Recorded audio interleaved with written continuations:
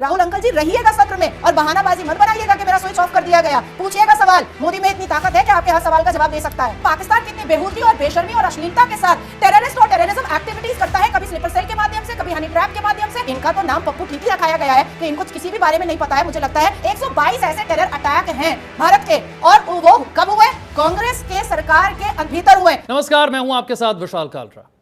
Operation सिंदूर को लेकर सियासत जबरदस्त हो रही है। भोपाल में राहुल गांधी परसों पहुंचे तो उन्होंने कहा कि डोनाल्ड ट्रंप का एक कॉल आया और कॉल आते ही नरेंद्र ने सरेंडर कर दिया। प्रधानमंत्री नरेंद्र मोदी पर हमला बोला राहुल गांधी ने। उसके बाद कल कांग्रेस ने अपनी प्रेस कॉन्फ्रेंस में कहा कि हम बार बार यही प्रश्न पूछ रहे हैं कि अगर हमारे सीडीएस सिंगापुर जाकर विदेशी न्यूज एजेंसियों को इंटरव्यू देते ये स्वीकार कर सकते हैं कि भारत को नुकसान कितना हुआ, वो ये कह सकते हैं कि नुकसान कितना हुआ, फाइटर जेट कितने गिरे ये जरूरी नहीं, क्यों गिरे ये जरूरी है। अगर वो इतना वहां बोल सकते हैं, अगर ये सेंसिटिव जानकारी है और अगर वहां बताई जा सकती है तो भारत में क्यों नहीं बताई जा सकती है? संसद का सत्र क्यों नहीं बुलाया जा सकता है? एक सर्वदलीय बैठक क्यों नहीं बुलाई जा सकती है? विपक्ष के सवालों से भागने की कोशिश क्यों हो रही है? कांग्रेस बार बार ये सवाल पूछ रही है। इसी पर बात करने के लिए भारतीय जनता पार्टी के नेता, सुप्रीम कोर्ट के वकील नाजिया इलाही खान एक बार फिर से हमारे साथ जुड़ गए। नाजिया, बहुत बहुत स्वागत है आपका। हर हर महादेव। और सबसे पहले मुझे लगता है राम भक्तों के लिए जो अच्छी खबर है वहां से शुरुआत करते हैं। राम दरबार की प्राण प्रतिष्ठा का आज मौका है, बहुत बहुत बधाई आपको। आप लोगों को भी और जनता को भी बहुत बहुत बधाई।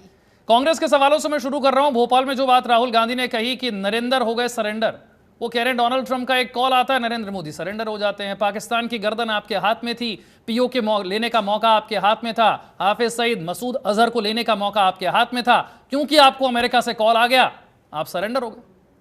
एक्चुअली मैं अपने परिवार से जो सीखा है राहुल गांधी ने, वो उसी को मोल्ड करके आदरणीय प्रधानमंत्री मोदी जी पर वो थोपना चाहते हैं। अब कौन नहीं जानता है कि चाचा नेहरू जी सरेंडर हो गए जिन्ना के सामने? कौन नहीं जानता है कि भुट्टो परिवार के सामने इंदिरा गांधी जी सरेंडर हो गई? कौन नहीं जानता है कि राजीव गांधी जी पाकिस्तानी बातों पर आकर के शाहबानो और सायरा बानो को इंसाफ ना दे करके सरेंडर हो गए और शरिया कानून मान लिया?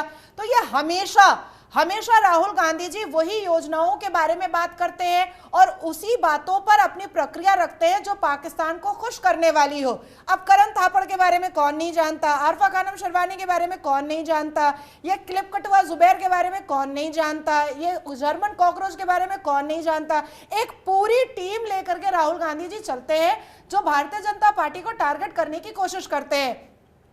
मैं कांग्रेस के और इतने बड़े गद्दावर नेता जो लोकतंत्र के मंदिर में अपोजिशन के मुख्य वक्ता हैं, इस भारत देश में एक विपक्ष पार्टी के लोकप्रिय नेता हैं और वक्ता भी हैं संसद के अंदर, मैं उनसे पूछना चाहती हूं कि अटल बिहारी वाजपेयी जी की सरकार में जब पोटा प्रिवेंशन ऑफ टेररिज्म एक्ट आया था, टेररिस्ट को धर दबोचने के लिए, टेररिज्म एक्टिविटीज को भारत में हिजाब खोल करके पकड़ने के लिए और जनता के सामने रख करके बताने के लिए कि पाकिस्तान कितनी बेहूदगी और बेशर्मी और अश्लीलता के साथ टेररिस्ट और टेररिज्म एक्टिविटीज करता है, कभी स्लीपर सेल के माध्यम से, कभी हनी ट्रैप के माध्यम से और कभी अपने जिहादी आतंकी मानसिकता को भारत के मुसलमानों को समझा करके, पढ़ा करके, बुझा करके।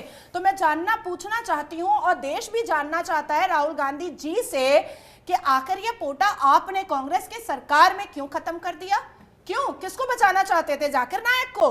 किसको बचाना चाहते थे? यासीन मलिक को? किसको बचाना चाहते थे? बुरहान वानी को? किसको बचाना चाहते थे? याकूब मेमन को? बचाना किसको चाहते थे? अच्छा, उमर अब्दुल्ला को, जिनके नेतृत्व में कश्मीरी पंडितों का नरसंहार हुआ।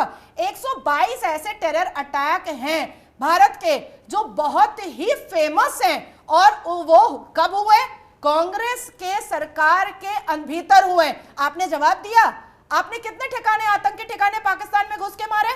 जरा मुझे बताइए। तो राहुल गांधी एक्चुअली हो गए वो बच्चे जैसे, जो छोटा सा बच्चा खिलौने के लिए नहीं रोता है, मुझे तो ये दिलाना ही होगा, मुझे तो ये दिलाना ही होगा, वैसे ही वो पूछ रहे हैं कि बताओ मुझे कितने रफाइल टूटे, बताओ मुझे किसकी पुच्छी टूटी, बताओ मुझे किसका दुम टूटा, क्योंकि पाकिस्तान को खुश करना है। और पाकिस्तान अभी बहुत दर्द में है, पाकिस्तान अभी बहुत तकलीफ में है।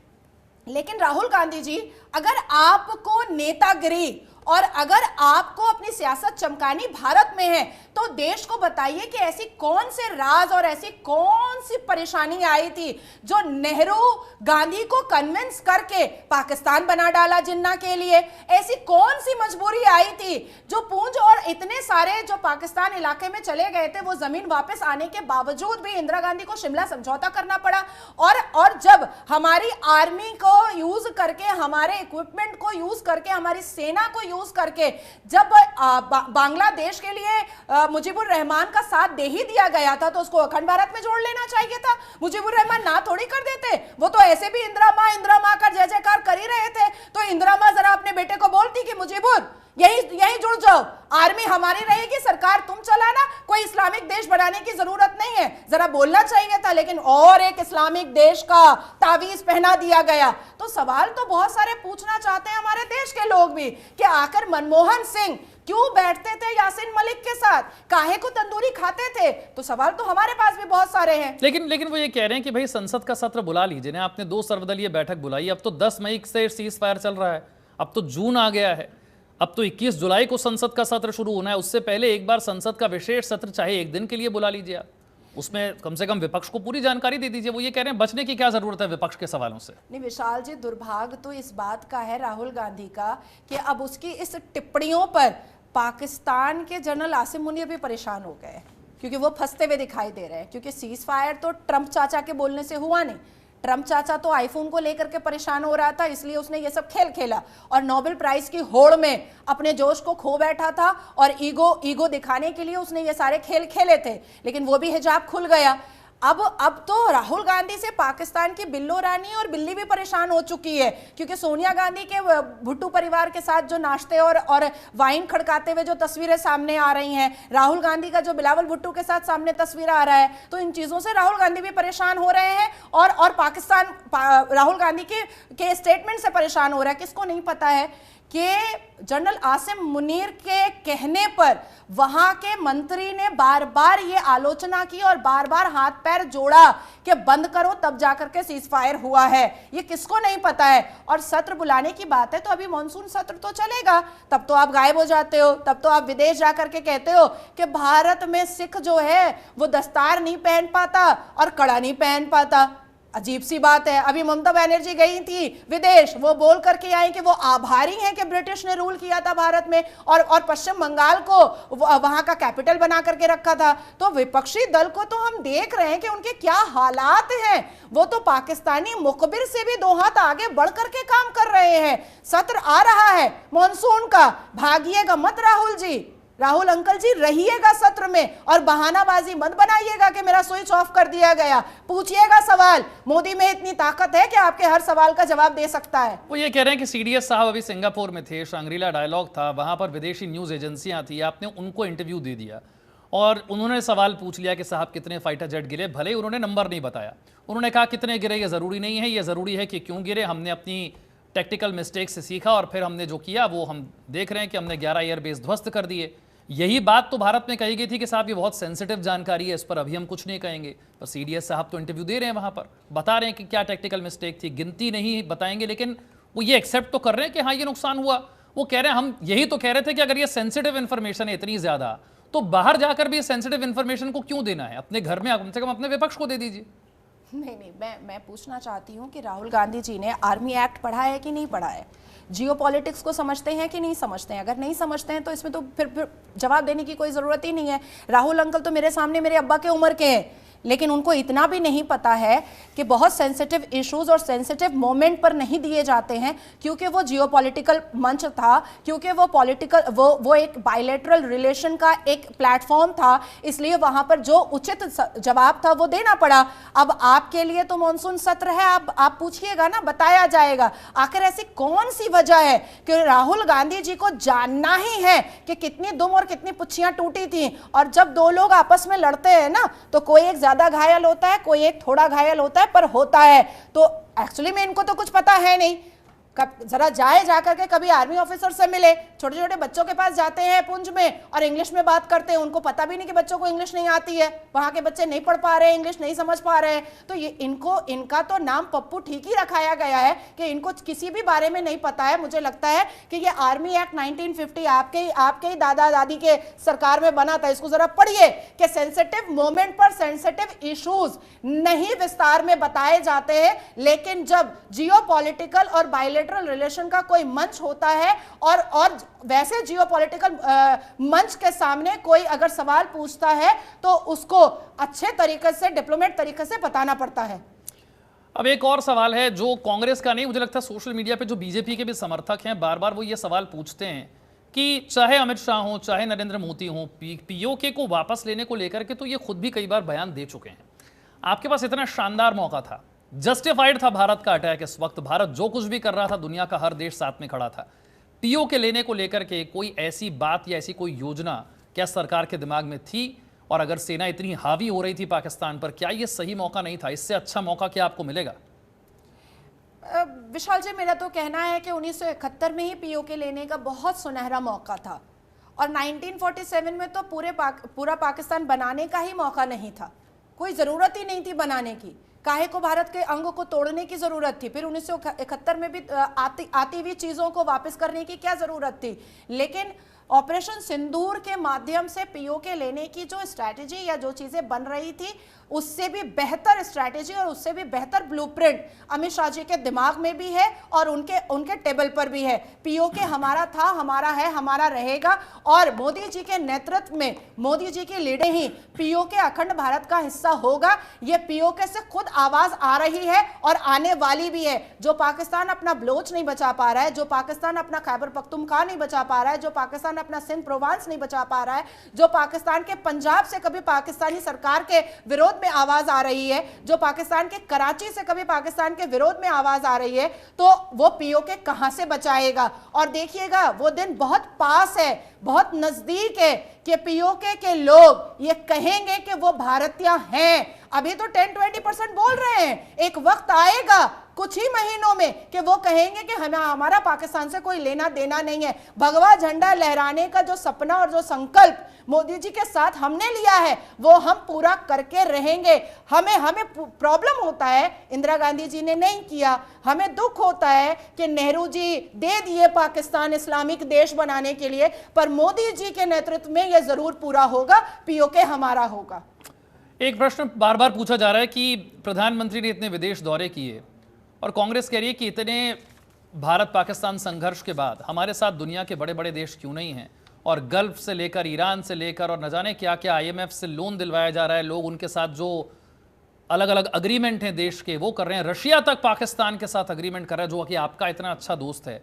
एक प्रश्न है कि हमने कहा था कि हम पाकिस्तान को अंतर्राष्ट्रीय मंच पर आइसोलेट कर देंगे, अलग थलग कर देंगे, पाकिस्तान को साहब कोई पूछेगा नहीं, उससे कोई नाता नहीं रखेगा, उससे कोई ट्रेड नहीं करेगा, पाकिस्तान भूखा मर जाएगा। लेकिन ऐसा होता हुआ नजर नहीं आ रहा है। वो कह रहे हैं कि क्या ये आपकी विदेश नीति का फेलियर है? विशाल जी, ऐसा है कि मैं सबसे पहले बताऊं कि मोदी जी के कितने विदेश दौरे हैं। 38 फॉरेन ट्रिप्स जो है हमारे आदरणीय प्रधानमंत्री मोदी जी ने किया है, जिसमें 259 करोड़ एक्सपेंस हुआ है और प्रत्येक ट्रिप पर 6.81 करोड़ जो है वो एक्सपेंस हुआ है। अब मैं आती हूँ कांग्रेस के मौन व्रत की सरकार पर और मैं मनमोहन सिंह जी के विदेश दौरे के बारे में बात करती हूँ।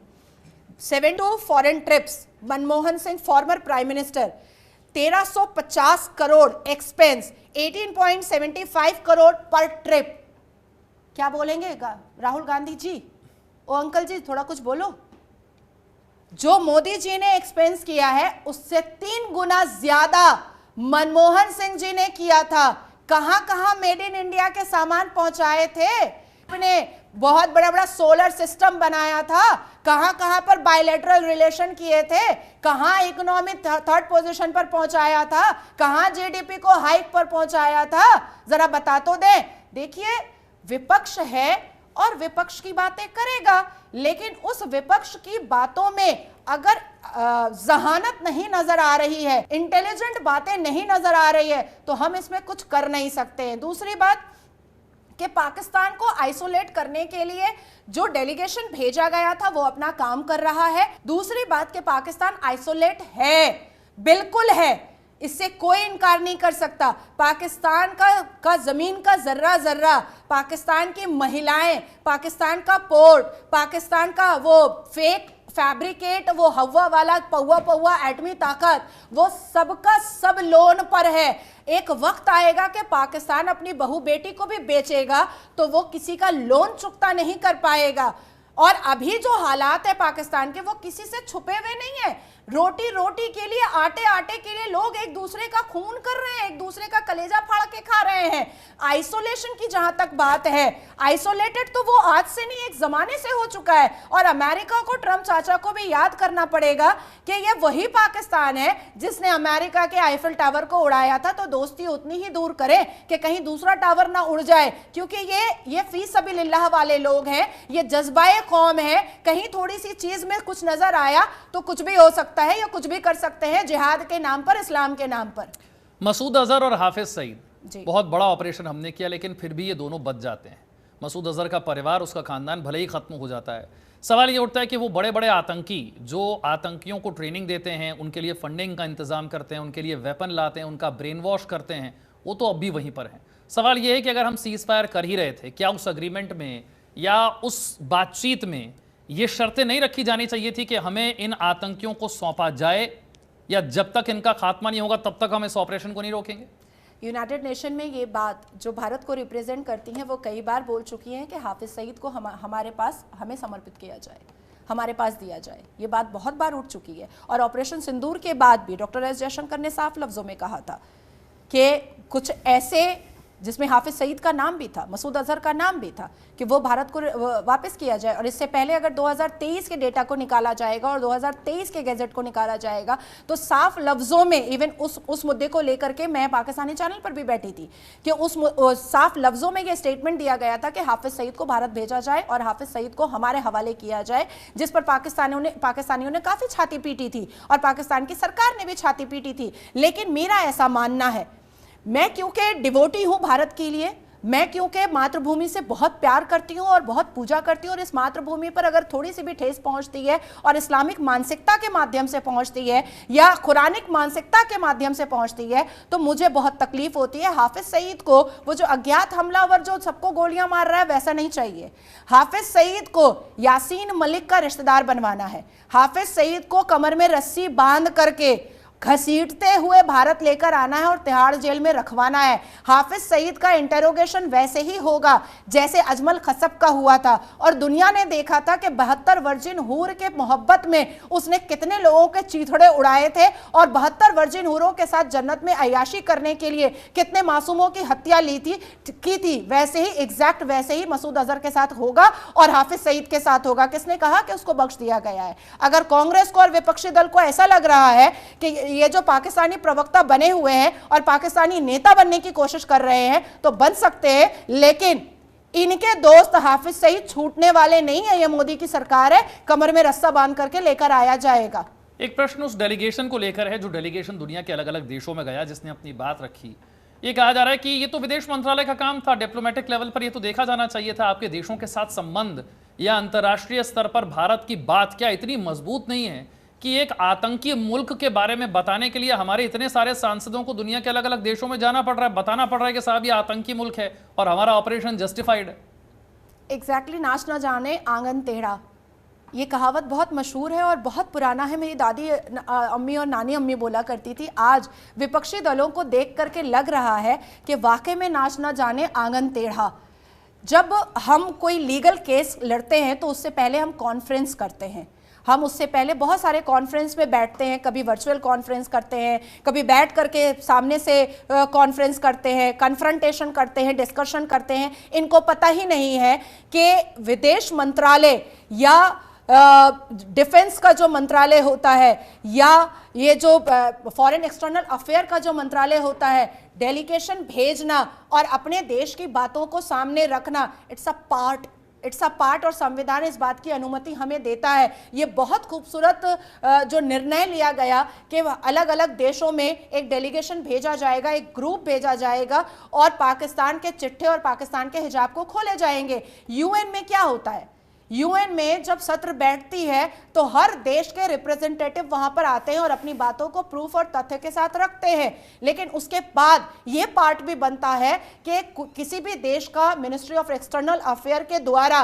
डेलीगेशन जा सकता है और डेलीगेशन जा करके एक कोई अगर कंट्री गलत कर रहा है या टेरर के साथ उसने समझौता किया हुआ है या टेरर चला रहा है तो उसके हिजाब को खोला जा सकता है। इट्स अ पार्ट ऑफ संविधान, it's a part of ministry of external affair work. ये उनको नहीं पता है तो अब क्या ही बताया जाए, मुझे तो हंसी आ रही है। अब 7 डेलीगेशन, 59 सांसद और 33 देश, लेकिन इसमें कांग्रेस पार्टी के भी सांसद हैं, विपक्ष के भी सांसद हैं और वही सांसद दुनिया में भारत का पक्ष बहुत मजबूती से रख रहे हैं, चाहे शशि थरूर हो, चाहे सलमान खुर्शीद हो, चाहे मनीष तिवारी हो।